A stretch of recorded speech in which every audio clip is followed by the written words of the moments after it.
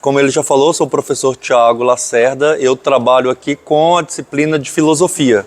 Esse ano eu estou como supervisor de estágio supervisionado obrigatório do curso do magistério. Então tem alguns trabalhos diferenciados. A gente pensa em políticas públicas, parece que está longe da escola, mas está muito perto de nós e a gente pode fazer muita coisa para pensar e repensar as políticas públicas. Vamos ver como que o Grêmio, então, pode ter uma voz bem coletiva nesse assunto. Eu coloquei aqui, então, alguns exemplos de políticas públicas dentro da escola. Primeiro, o que é uma política pública? Quando eu penso em uma política pública, eu estou pensando o governo elaborando alguns tipos de estratégias ou de programas para poder colaborar, então, com a sociedade. Quando eu falo sociedade, eu estou me referindo a todas as pessoas que estão aqui dentro do colégio, da comunidade escolar e as pessoas de fora também. Então, para a gente pensar um pouco algumas políticas, eu coloquei, por exemplo, Plano Nacional de Educação. Ter um livro didático em mãos, isso é um tipo de política pública. Vocês perceberam que há poucos dias o governo de um estado do Brasil decidiu não fornecer livros impressos para os estudantes e a sociedade brasileira, então, inteira, ficou alvoroçada, o governador voltou atrás. Vai ter livro didático sim. Porque quando eu coloco que os estudantes vão ter acesso digital, eu acho isso maravilhoso. Só que o problema é, para eu dar acesso digital para vocês, eu tenho que fornecer vocês os instrumentos necessários para vocês terem um acesso digital. Não adianta ter o tablet, não ter internet boa na escola. Percebe? São políticas públicas que eu tenho que repensar a cada passo. As escolas são avaliadas conforme essas políticas públicas? Sim, todos nós aqui, professores e alunos, somos avaliados todo ano a partir das políticas públicas geridas pelo governo. Como que nós somos avaliados? Por exemplo, o Brasil então tem várias formas. Por exemplo, o SAEB.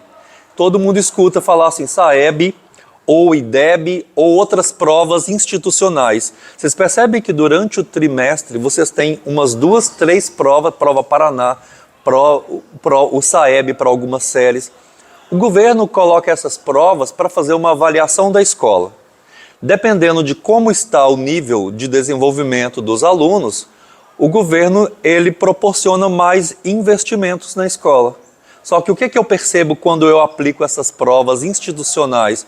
Tem alunos que já abrem a prova no gabarito e começam a elaborar o desenho de um gabarito sem ao menos ler a prova.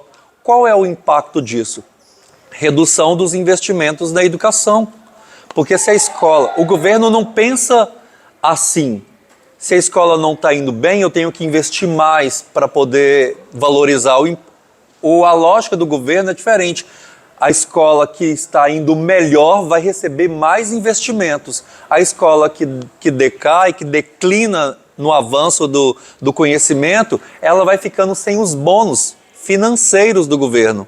Então, quando um aluno ele faz esse tipo de ação, ele está colaborando para declinar a nossa nota do IDEB, que é o Índice de Desenvolvimento da Educação Básica. Então, esse índice, a soma do governo combina fluxo escolar de aprovação, reprovação, abandono dos alunos à escola, as médias que todos tiraram no SAEB. Então, o IDEB ele é tão importante que quando eu vou selecionar escolas para os meus alunos do magistério participarem ou elaborarem, fazerem estágios, a primeira coisa que eu olho da escola é o IDEB, para que os alunos possam ir para uma escola cada vez melhor para ter experiências mais ricas. Essa semana, se não me engano, essa semana agora, o governador do Paraná, o Ratinho Júnior, ele deu uma entrevista sobre o IDEB. E ele falou assim que as escolas que subirem o índice do IDEB, eu quero que vocês pensem, talvez para a semana que vem, seriam uma das coisas boas para vocês debaterem. Cada professor da escola ganhará um bônus de R$3.000. Bom, a gente olha assim, parece, nossa, que coisa impressionante, né?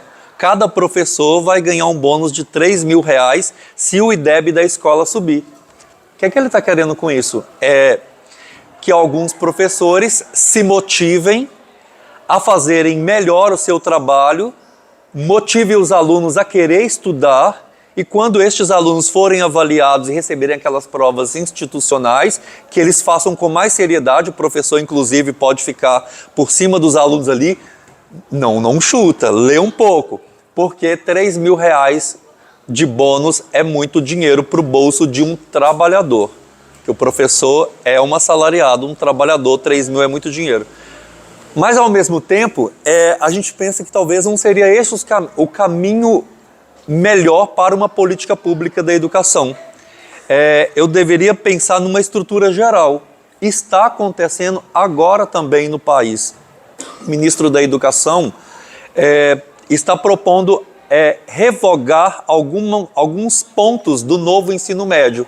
Também é um ponto interessante para vocês debaterem na próxima semana, apesar de eu já ter visto que vocês já conversaram sobre o novo ensino médio, acompanhei alguns vídeos de vocês, mas com a revogação de alguns pontos do novo ensino médio, e eu acho isso muito interessante porque eu também sou contra o desenho do ensino médio como ele está.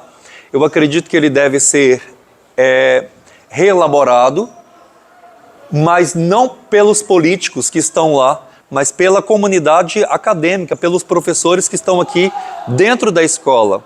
Então não pode ser uma coisa que vem de cima para baixo, como uma normativa, um imperativo que deve ser seguido e ponto final. Deve ser alguma coisa pensada dentro da escola.